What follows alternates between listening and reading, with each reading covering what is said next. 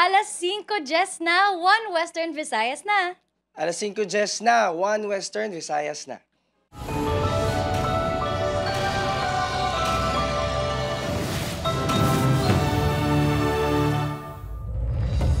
Mga balitang aton tutukan subong nga Miyerkules, LTFRB 6 nagpahayag nga wala sang rehistradong nga rider group sa Western Visayas. Nagapamasaherong nga mga motorsiklo makabig kolorum. Pagpalagyo sang rider nga nagtuyo nga magpanghimulo sa 19 anyos nga babae nga pasahero sini sa Oton, Iloilo nakuhaan sang video. Jeep nga may kargang appliances nahulog sa pila sa Bugasong Antique. Anom kasakay, pilason. Rider patay matapos maigos ang natumbang nga poste sa kuryente sa Cadiz City. 8 ka garbage bag ginaboy sa Iloilo Sunset Boulevard. Mga may kahimuan ginatumod na sa barangay kag GSO.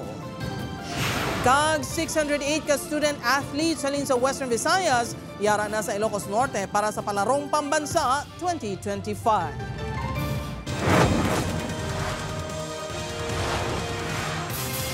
Ini ang GMA Regional TV, 1 Western Visayas.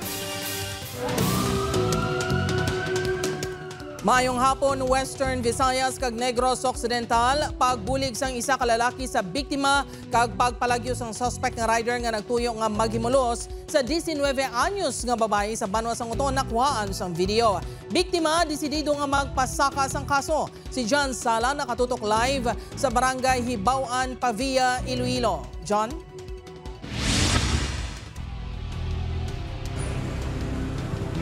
Jert, ginpaidalom sa psychological intervention ang 19 anyos nga babayi nga gintuyo himuslan sa Banwa sang Uton bangod sa trauma nga nadulot sa iya sang insidente.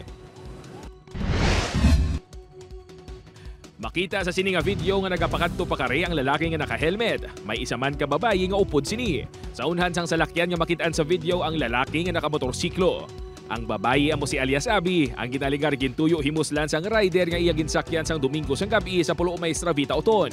Ang lalaki nga naka-helmet ang nagbulig sa iya, samtang ang lalaki naman nga yara sa motorsiklo among sospek. Sa video makita nga samtang nagaparik-parik ang duwa, ginpalakat sang sospek nga ginkilala kay alias Venom ang motor sini.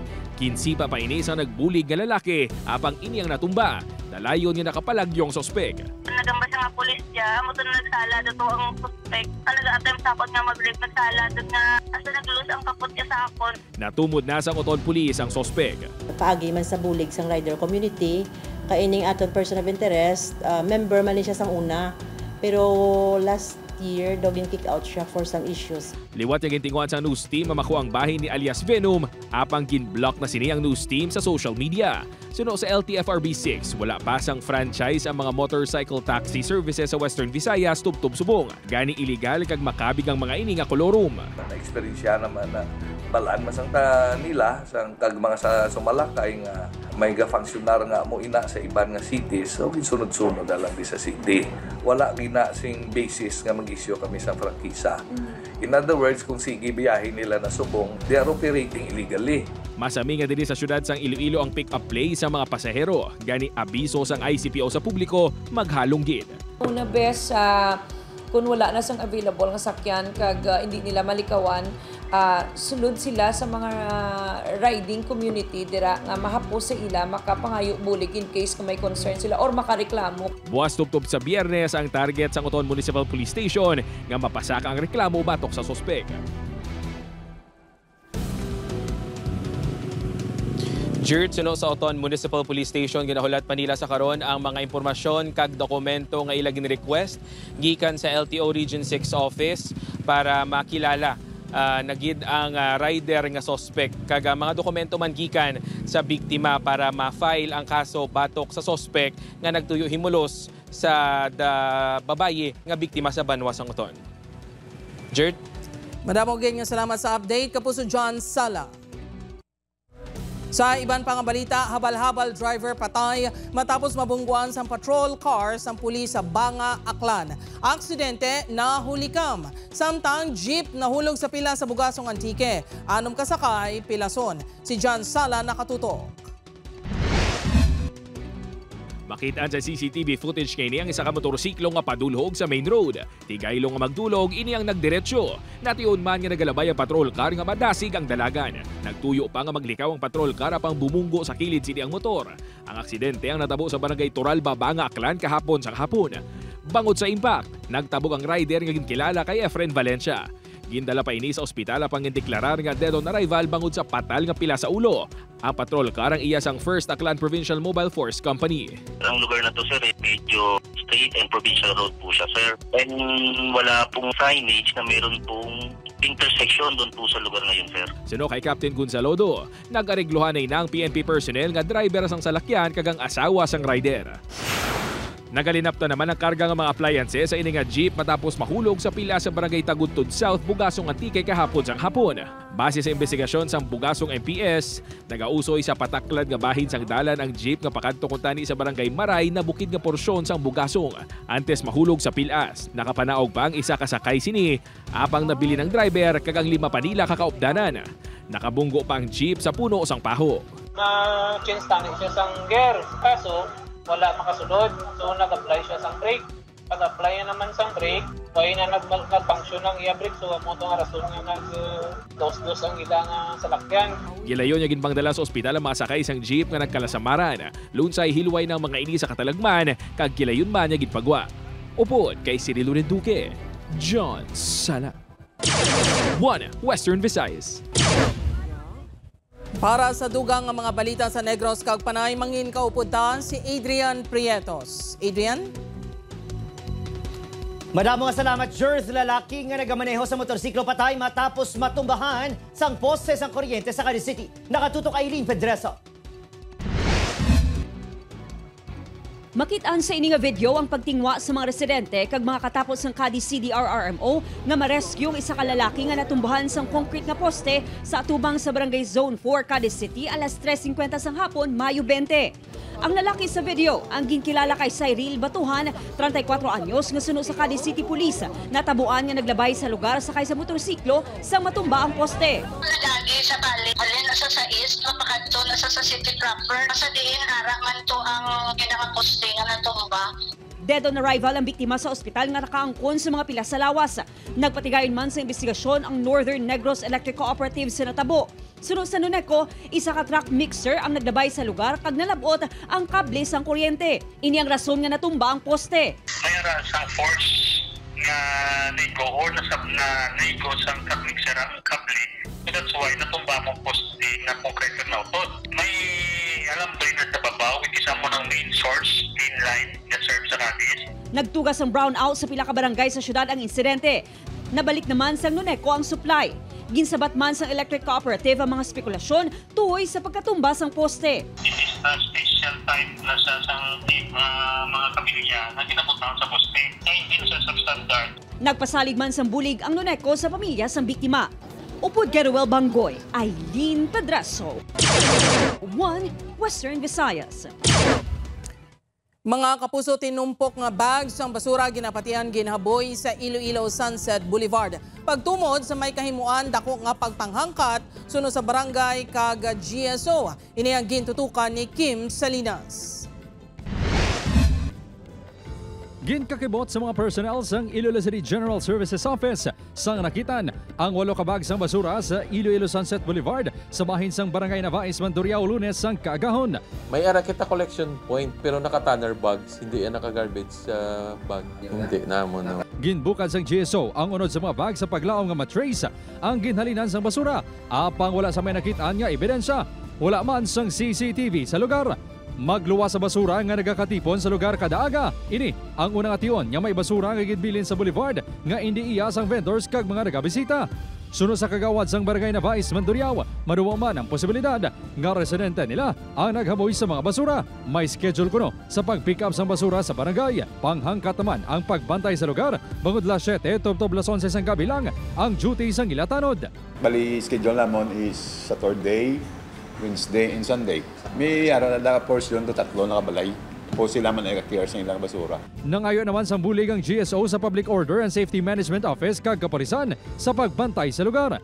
Handa nga magpasaka sang kaso ang GSO sa magahimo sang kasubong akto. Bangod klaro ini nga paglapas sa anti-littering ordinance. Tani may sense of ownership man sa part naton. Hindi naton pagalitan, hindi naton tingwaan taman tani. It's not the responsibility of the city alone, no? Ang pagtatap. Upod Caramel Porquia, Kim Salinas, 1 Western Visayas.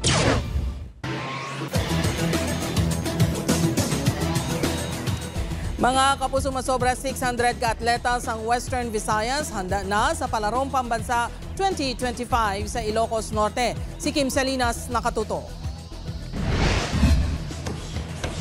Ini ang kabahin sang maidid nga training sang 16 anyos nga si Zaiji May sang Kalibuaklan para sa combative kag exhibition sport nga Penchak Sinat para sa Palarong Pambansa 2025 sa Ilocos Norte.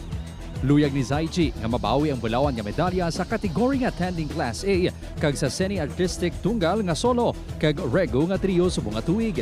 Ini matapos na paslawan ini nga makuha ang medalya sang nagdigan nga tuig. Nakuha ni Zaiji ang gold medal sa among nga event sa Palarong Pambansa 2023. Pinupush ko po yung sarili ko kasi sabi ko sa sarili ko, babawiin ko yung di ko nakuha last year. Inspirasyon man sini ang iya pamilya nga amo ang nag-impluwensya sa iya nga magsulod sa sport. Yung family namin is martial artist. Yung grandfather ko po, siya po yung first na martial artist sa family namin.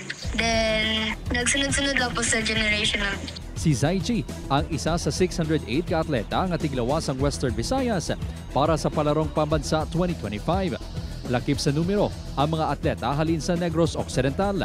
Sunod sa Department of Education 6, padayon pa ang mga pagpanghanda sa mga atleta kag coaches antes ang opening ceremony sa Sabado, Mayo 24. Madumduman niya sa nagligan niya tuig, nagtapos sa ikatatong pwesto ang Western Visayas sa final overall medal tally. Subong nga tuig, target nga makuha ang nahauna nga pwesto. Pinatagin nila ang tanan nila nga tiyempo, nag-sacrifice sila sang ila sili nga tinion, nagagit lang mga mag-practice, and we know ang ila sili nga pagpulaw bugtaw will really lead the region to the topmost position. Upod Caramel Porquia, Kim Salinas, 1 Western Visayas.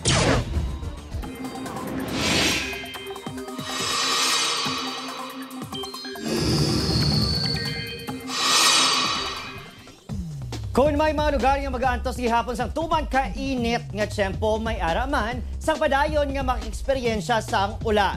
Intertropical Convergence Zone o kun ITZZ gihapon ang nagluntad o kun magaluntad kag makaapekto sa pungsod. Kadungan ini sang padayon nga paghuyop sa easterlies. Base naman sa datos sa Metro Weather, manubo ang chances sang ulan sa Western Visayas kag Negros Island magluwas lang kun may localized thunderstorms. Posible ang pag-ulan sa nabilin nga bahin sang pungsod. Ini ang GMA Regional TV, 1 Western Visayas. Driver sang Uton PUJ arestado matapos magpakita-kita sang kutsilyo sang ginsita sang duha ka traffic enforcer sa Diversion Road. Si Kim Salinas nakatuto. Wala naglaom ang 37 anyos nga traffic enforcer nga ang pagtuman lang sini sang iya obligasyon ang makabutang sa iya sa katalagman. Ini matapos ginpakitaan ni sa kutsilyo sang PUJ driver nga nagaruta sa Uton, Iloilo nga ginkilala kay alias Fred, 40 anyos. Natabo ang insidente sa Diversion Road sa Barangay San Rafael, Mandurriao, Iloilo City sang Mayo 18 sang aga. Suno kay Dominador, ginsita sini kag sang iaupod nga si Ronaldo Pumarin Jr. ang driver nga hindi pwede makapila sa lugar bangod nagatuga ini sang pagbugok sang trapiko. Kita mo ng loading, pilaan mo. Yan niya. Nga mapila ko yan. Bako siya rimo kaya siya mo para ano nga gusto mo. Ano gusto mo? Tapungulay. Bako siya sir, kung matapulay siya baga ko, hindi ko yan magatras. Matapos ang ila pagbaysay, nagbalik ang driver sa iya jeep kag sanggin palapitan na nila ini. Nakita niya may ginauyatan na ini nga kutsilyo. Gilayon ini nga gintawgan sa pulis kag naaresto man ang driver. Lunes, sang napasakaan na sang kaso nga threat kag illegal nga pagupot sa matalom nga bagay ang driver. Nakapiyansa naman ini kahapon. Suno sa Iloilo City TTMO, wala ginatolerar ang akto sang PUJ driver. Damo na kita sang ginpang pailan The same nga mga senaryo nga naobra wherein may resistance, may ginpahog. I hope nga lambot na ini sa aton nga mga transport co-op. This should discipline and i-orient nilang ilang mga drivers. Pahanumdom sang kapulisan sa tion sa kasubong nga insidente. Dapat maging mahinahon kita. I-observe naton nga tawhay lang ang aton nga pag-complain. Ginatinguan pa sang news team nga makuha ang bahin sang driver. Upod Carmel Porquia, Kim Salinas, 1 Western Visayas.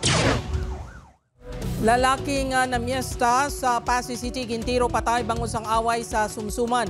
Samtang sa Badyangan lalaki ginlabo patay sa iya kaupod sa Ilimnan. Si Zen Kilantang Sasa nakatutok. Ginbululigan sa mga katapos ng responders ang lalaki nga ini matapos nga gintiro sang iya abyan sa barangay Aglalana, Pasay City kagabi. Ginkilala ang biktima kay Alfredo Candelario Jr. Ang suspect naman amo si Louis Mark Labo. Base sa investigasyon sang kapulisan, namiyesta si Candelario sa balay sang suspect. Apang sang ulihi, nagmaoy ang biktima. Bangod sini, gintiro ni Labo si Candelario sa likod nga gintunaan sang kamatayon sini. Ang aton nga biktima, nagahikay pa lamang nga wala sila sa Sumsuman ang aton nga suspect. And then, ginubuka ang baso. Sang ilang ginaimnan, amo to nga according sa aton nga suspect na institution. Detained ang suspect sa Pasay City Police Station kag natala na ang pasagaan sang reklamo nga homicide.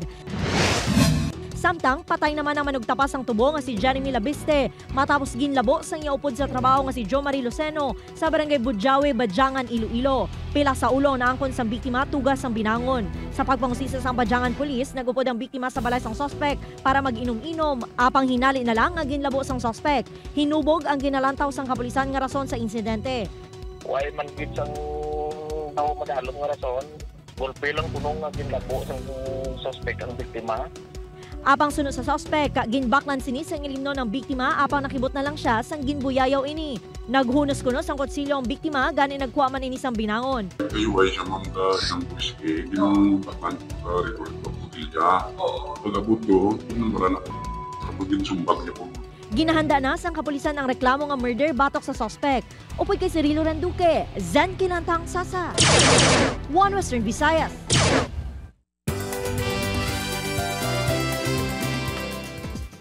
Kapuso exciting, 5 kaadlaw nga Bacolod Chicken Inasal Festival 2025. Nagsugod na, prinsesa ng City Jail Stars, makifiesta man sa mga Bacoleño. Yaring balita nga itong gintutukan. 3, 2, 1, Patigayo ng ceremonial grilling kay nasang aga agud umpisahan ang 5 kaadlaw nga Bacolod Chicken Inasal Festival sa Bacolod City. Ginhiwat ini sa temporary manukan site. Tema sang festival sa bunga 2025 ang Fire and Fusion nga nagapakita sa Bacolod Inasal bilang isa ka iconic dish. Ang promotion gid sang aton nga manukan country, amo ginay ang primary reason nga nagahiwat kita sang Bacolod Chicken Inasal Festival. Ikaduha, i-promote gid ang aton man nga inasal, which is para sa aton the best inasal in the whole country. 3,000 ka mga inasal nga manok ang target nga mapaubos sa nagkailain na festival venues. Tinutuyos ang festival ng itibong ang cultural legacy sa Bacolod style inasal. Handa naman ang 7 ka mga barangay nga magapasakop sa inasal-inspired street kag arena dance competition nga balantayan sa highlight sa weekend. Ang grupo halin sa barangay Mansilingan, tinguhaan kuno nga makuha ang kampyonato. Ina-try gid namon ang best namon nga mag-perform sa malapit nga kompetisyon. So gina-try gid best namon nga mahatag para lang mabalik sa barangay Mansilingan ang ilang support sa amon. Samtang buwas, bantay ng stars sang afternoon prime hit drama series nga Prinsesa ng City Jail. Magadalas ang kasadya sa Beauty Gonzalez kay Sofia Pablo sa Manukan Country sa SM City Bacolod, buwas las 4 sang hapon. I'm very happy that GMA partnered with SM City Bacolod, and we're very excited to have it on May 22, tomorrow. So hello Kapuso, please join us here at SM City Bacolod and let's celebrate Bacolod Chicken Inasal Festival. Over Kiril Casillo, Adrian Prietos. 1 Western Visayas. Mga kapuso, liwat nga nakakuha sa isa ka pwesto sa House of Representatives ang party list nagikan sa Iloilo nga Uswag, Ilonggo. Ini matapos makuha sang among nga party list ang ikapitong nga pwesto sa nakaligad nga Mayo 12 midterm elections. Sa resulta nga gimpagwa sang National Board of Canvassers, nakatigayon ng Uswag, Ilonggo sang 777,754 votes. Nagpanguna naman ang Akbayan party list nga nakatigayon sa masobra 2.7 million ka boto. Sa bahin sang Uswag, Ilonggo, ginpasalig sini ang mas ginpasanyog nga mga programa sa ikayong lawas, palangabuhian, edukasyon kag infrastruktura. Number 1 nominee si incumbent Representative James Jojo Ang nga magapungko sa iyay kaduha nga termino. 54 tanan nagikan sa masobra 150 ka party list ang nakakuha sang pwesto sa Kamara apang suspendido pa ang proklamasyon sa Duterte Youth kag bagong henerasyon bangod sa mga pending nga disqualification cases.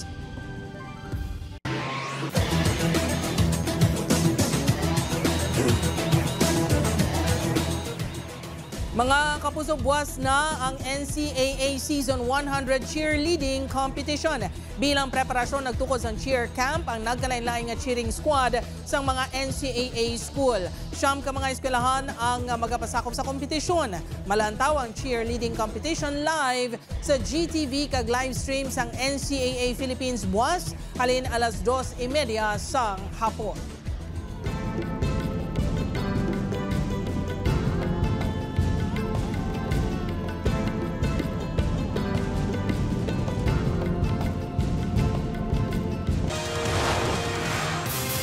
Ini ang GMA Regional TV, One Western Visayas.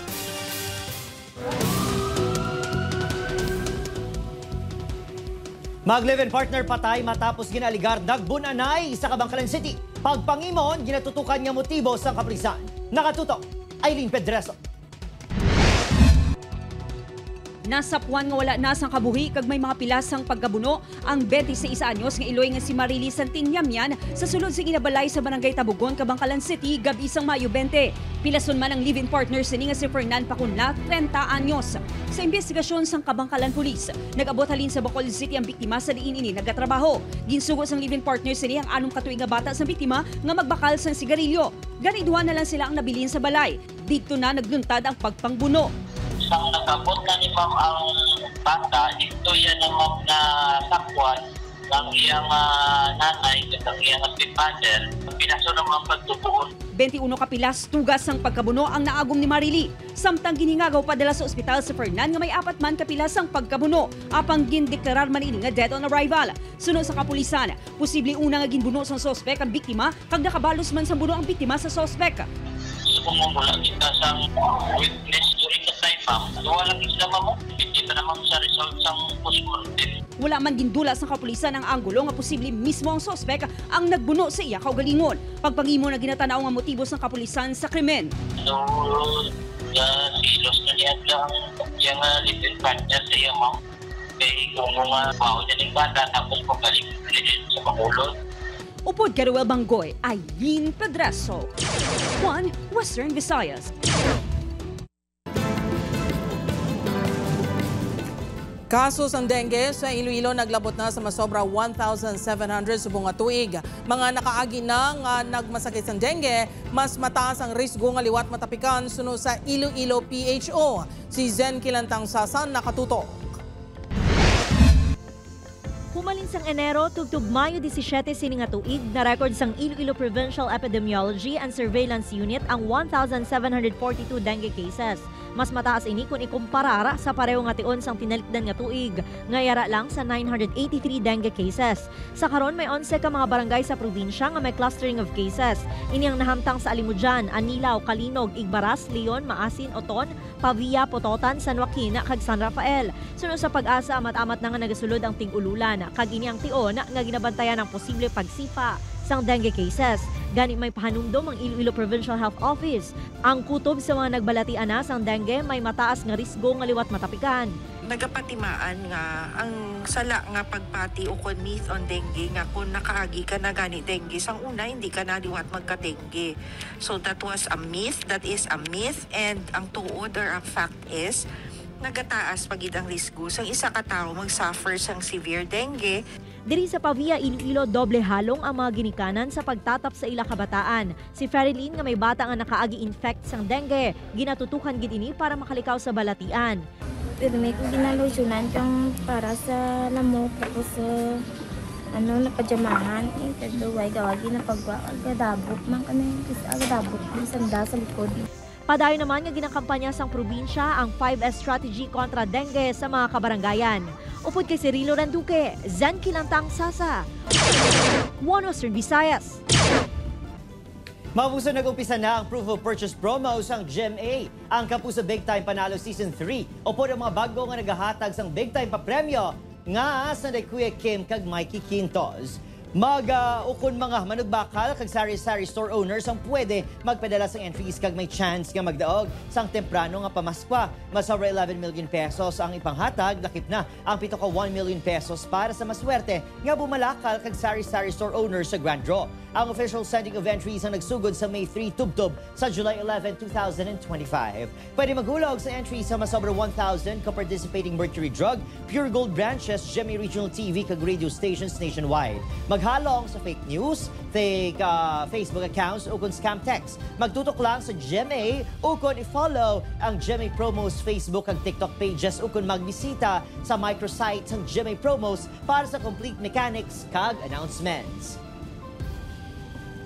Mga kapuso, liwat nga naguba ang isa sa duha ka elevator sa overpass sa Diversion Road, Barangay San Rafael, Mandurriao, Iloilo City. Sunod sa Iloilo City Engineer's Office, overloading ang kausa sa pagkaguba sang elevator. Temporaryo ini nga wala nagamit tubtob ng operational kahapon matapos ini nakayos sang kontraktor. Madumduman nga naguba man ang elevator sang nagligan nga tuig sang may natrap nga menor de edad. Sunod sa Iloilo City TTMO, anom ang naga-duty ka naga-serve operator sa elevator agon hindi ini dali-dali nga maguba.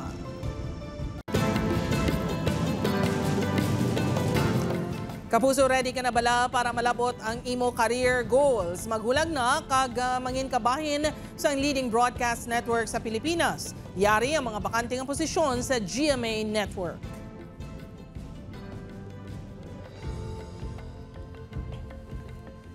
Sa mga interesadong aplikante, pwede ka mo magbisita sa www.careers.gmanetwork.com.